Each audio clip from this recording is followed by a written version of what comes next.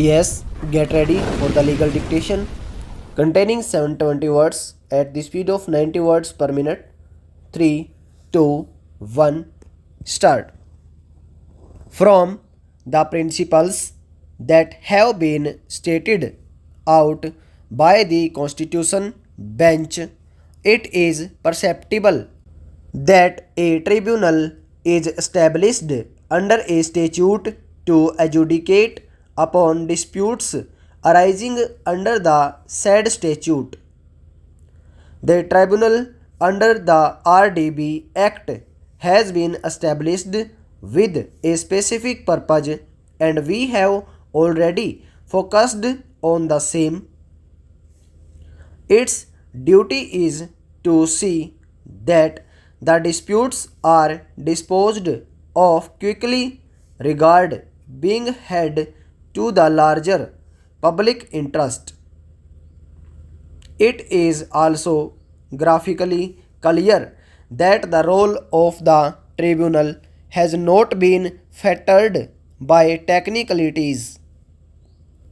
The tribunal is required to bestow attention and give priority to the real controversy before it arising out of the special legislations. As has been stated earlier, it is really free from the shackles of procedural law and only guided by fair play and principles of natural justice and the regulations formed by it. The procedure of tribunals has been elaborately stated in Section 19 of the RDB Act. It is apt to note here that Section 34 of the Act bars the jurisdiction of the civil court. It reads as civil court not to have jurisdiction. No civil court shall have jurisdiction to entertain any suit or proceeding in respect of any matter which a debts recovery tribunal or the appellate tribunal is empowered by or under this act to determine, and no injunction shall be granted by any court or other authority is respect of any action taken or to be taken in pursuance of any power conferred by or under this act or under the recovery of debts due to banks and financial institutions act 1993. Section 34 of the RDB Act provides that the said act would have overriding effect.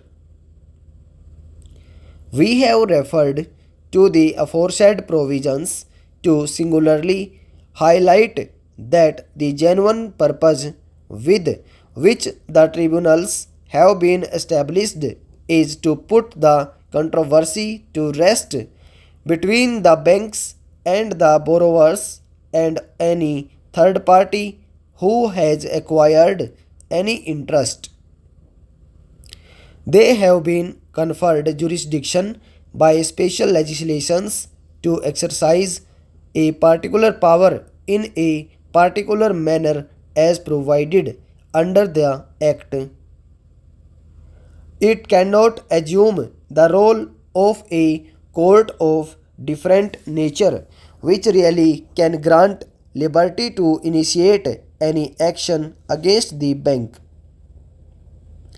It is only required to decide the matter that comes within its own domain.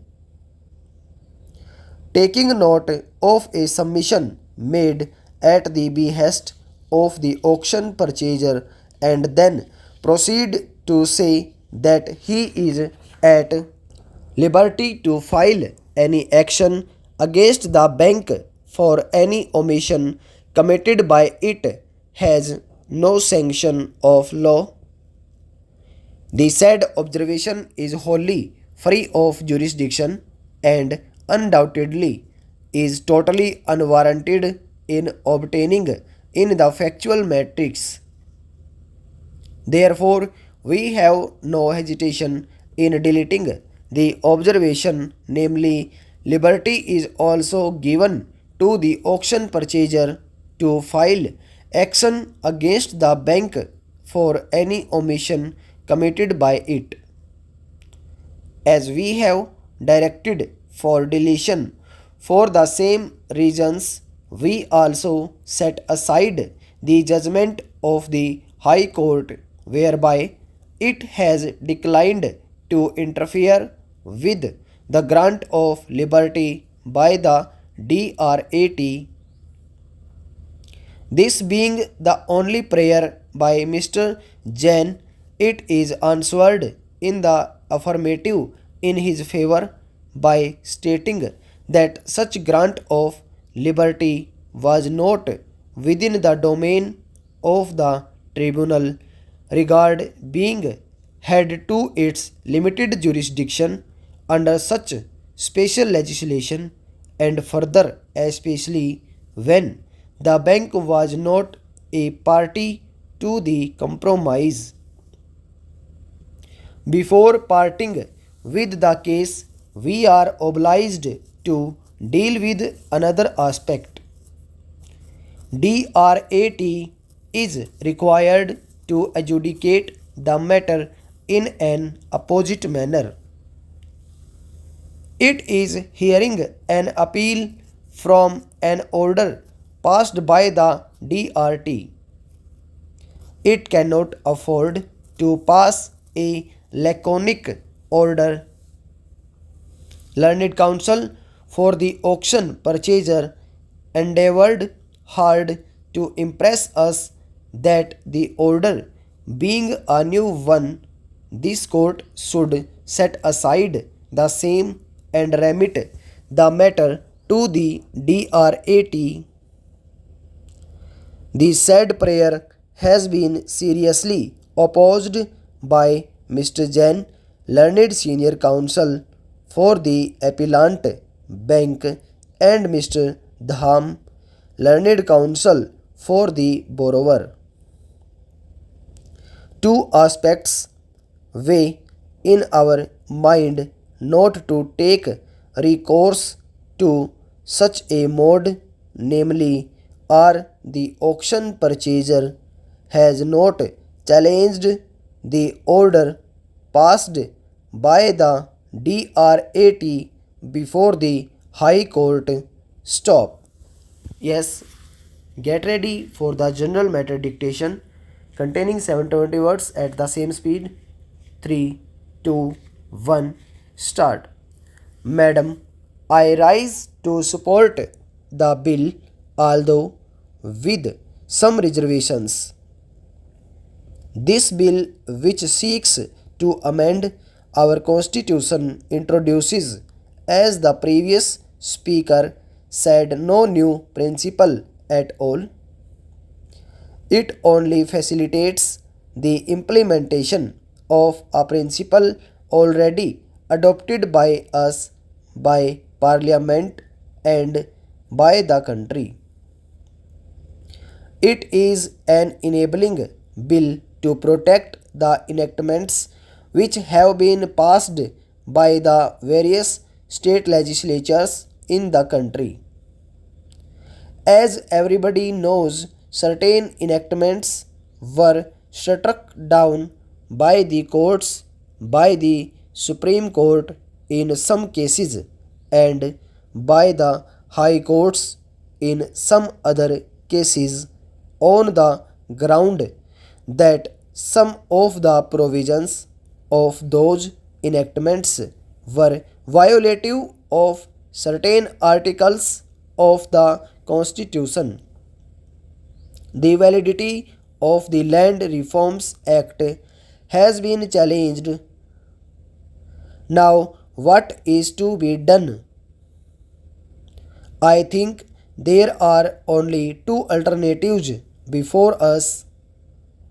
Either we have to give up once and for all the whole principle of land reforms, or we have to amend the constitution in such a way that the principle of land reforms is protected. There is no other way. Some honorable members are vociferous about the sanctity of the Constitution. But who wants the sanctity of the Constitution to be violated? It is being argued that this bill violates the fundamental rights enshrined in the Constitution.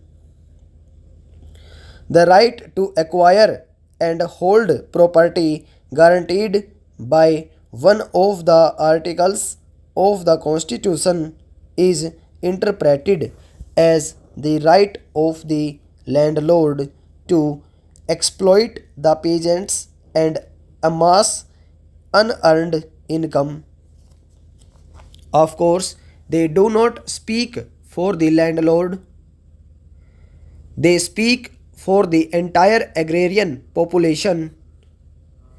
They speak for the small, downtrodden peasant proprietors. But does this bill hurt the peasant proprietors? The bulk of the peasant proprietors in our country hold only very small parcels of land. According to the census of agricultural holdings, 82% of the agriculturists hold below 5 acres of land. The bill does not speak to dispossess them, these millions of small peasant proprietors. Only a small number of persons owning large estates, owning large proprietary rights, only a few big landlords will be affected. In the name of Rayatwari settlements, these landlords have amassed extensive plots of land, extensive holdings. They do not cultivate the land themselves.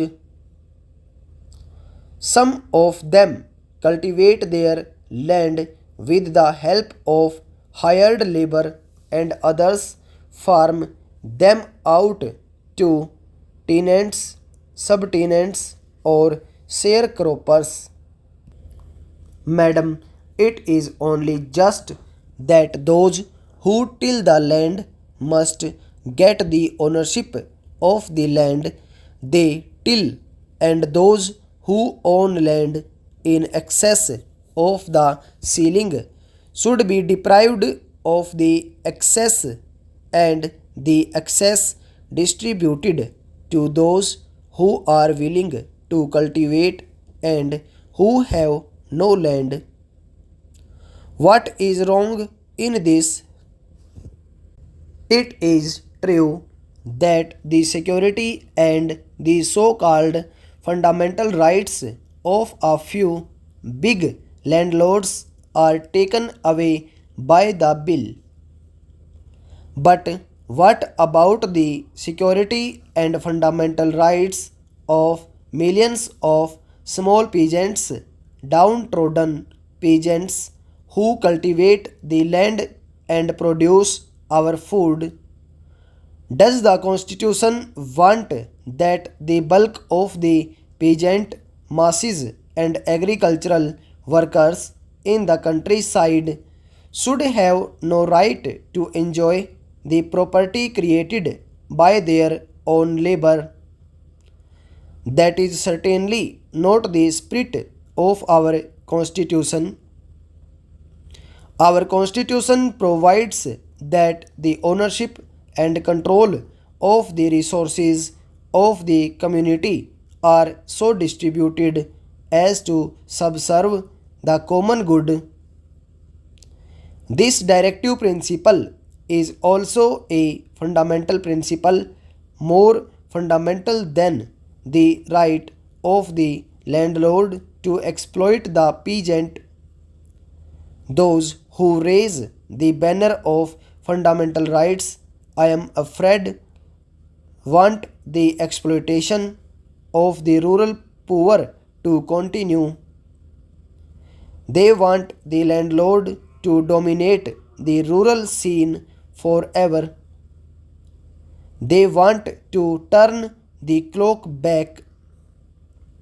Madam, this private property in land is not an age-old institution as some people imagine. Just like the zamindari, jagirdari, talukdari, etc., the Rayatwari settlements also were created and sanctified by the British imperialists not for the good of the country but for their own benefit. It was under the British that the feudal upper stratum of the rural society became Rayatwari landlords. The middle peasants, the small peasants, the poor peasants all suffered in this process. Under the crushing colonial oppression, many tillers lost their land, lost their private property to the landlords. Stop over.